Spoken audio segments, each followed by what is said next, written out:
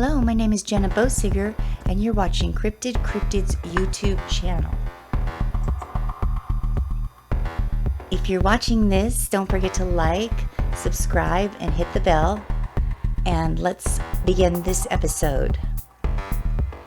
This is part 4 of my review of my habituation research that I was doing. And what happened was, first I was in the Batista Canyon area and I had those experiences. And then 2 years later, I started coming to this part of the riverbed and finding these huge footprints and trackways leading to the water that was there at the golf courses. And I kept going back, and looking for footprints again and again. And I guess finally I decided to look up. And that's when I noticed this strange Bigfoot or cryptid structure or shelter or nest or lair or whatever you want to call it. But examining it more closely, and again, I kept going back to this particular nest and looking at it more closely.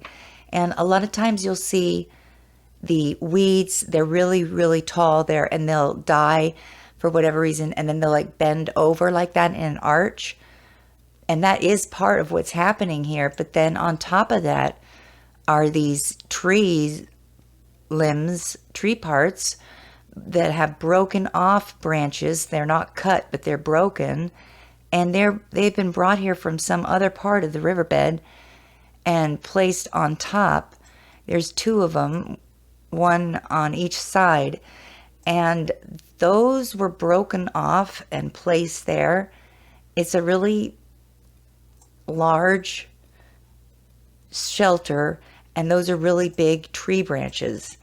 And I did some looking around online, and I had this picture in there with it. It says Monster Hunter, and if I remember correctly, this was something that someone found from the Ohio Grassman. So I decided to venture even further in to look for more nests, and I did find more nests, like this monstrosity of a nest. And just recently, since I've been doing this research, I zoomed in on one of the holes and found something looking back with 2 glowing eyes. And unfortunately, I can't tell what kind of creature it is or what it looks like, but there it is.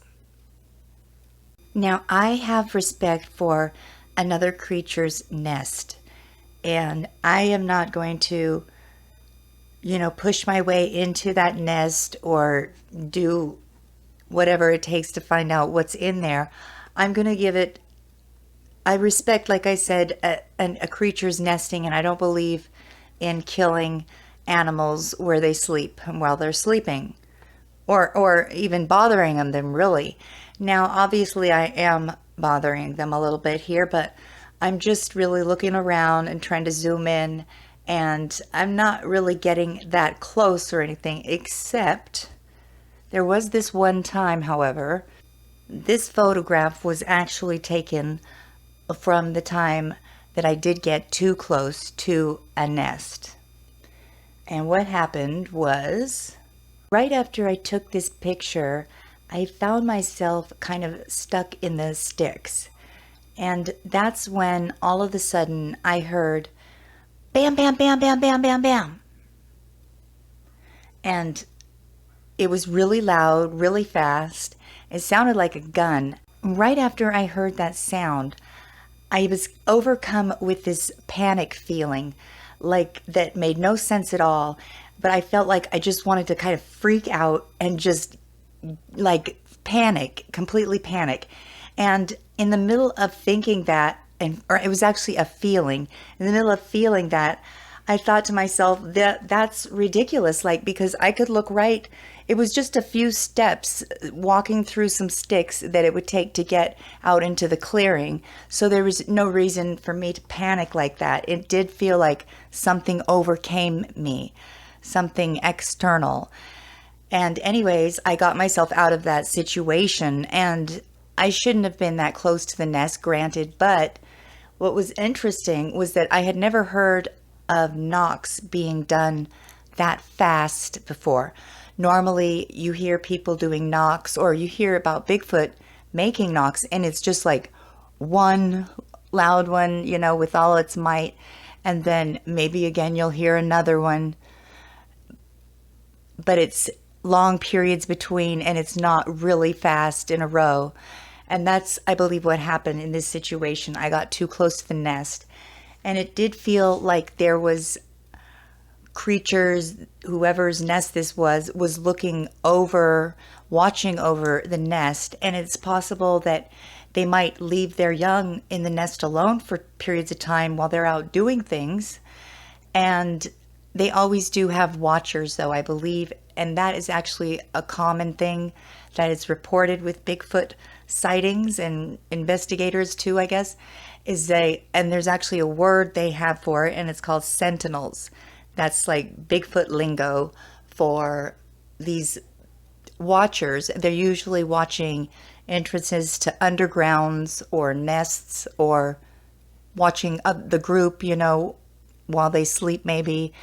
But they do have sentinels or watchers that keep an eye on the others, and they definitely work as a group like that. So that is what happened. Now, some other interesting photos I got from this area. This area in particular is gonna have some more meaning later, because some other things happen there later, but it's kind of like back and around the corner. You kind of have to go around this corner to get there, and it's really in the back of everything. And it was weird because you can see all along on the left, going all across there, this massive, it's like nesting. It's nest, thick nest there. And then on top, or coming from the tree there above the nest, is an upside down tree. And I get it that big, huge limbs fall from trees, and sometimes they get caught in the trees, and they'll just be laying there caught in the trees. But this one in particular was seemed placed in there upside down over the nest, and just, keeping whoever even at a farther distance away from the nest, from all the, sticks you'd have to go through to get to it. And looking at these nests, my imagination starts going, and I'm thinking the way they're built, the way they're made, it seems like they are entrances to undergrounds. And this is where I first get the idea of looking into other accounts of there being underground in Hemet, which is a complete can of worms. And I'll be getting to that soon, because soon that is what I do the research for it. But I also at this time do more research on other primates making nests. And here, look at this orangutan. I love this picture so much because for one, he's just a baby. And for two, he looks like a complete master at nest making. And then here is gorilla nest, which is usually on the ground.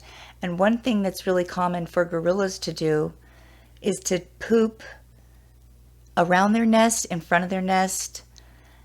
And it's either done to keep other ones away or let them know, or maybe it's done after they sleep there and they just get up and go to the bathroom. But it's really common to have that poop there for the gorillas. And then this chimpanzee nest that is up in the trees, one of the really common things about chimpanzee nests is the sticks that are sticking out of the end of it. That is something that they do, part of the way they make the nest. It'll just be like a nest, like a ball up there, and then these sticks, long sticks, coming out one end. And I just found those things to be interesting.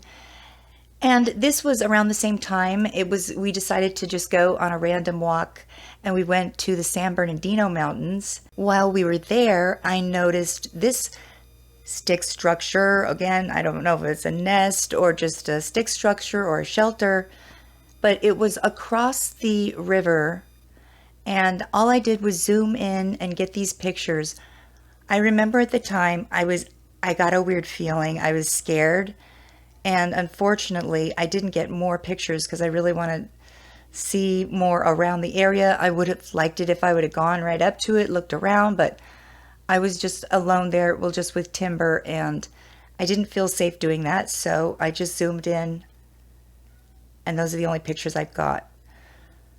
And this other picture here seemed unusual that I took from Batista Canyon, of just this big hole that was dug that looked like something had been sleeping in there. And I've seen places where the grass is matted down where herds of deer lay down, but this seemed like something unusual, something bigger, something strange, something unknown.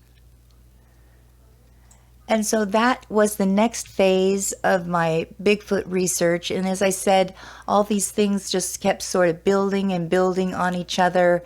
And every time I would go there, I would find something new to investigate and look into and research. And then it just kept going and going until it just got really crazy for me. But I really appreciate you watching and listening and leaving comments. And if you like this video, please subscribe and hit the bell. All right, thank you. Until next time, bye.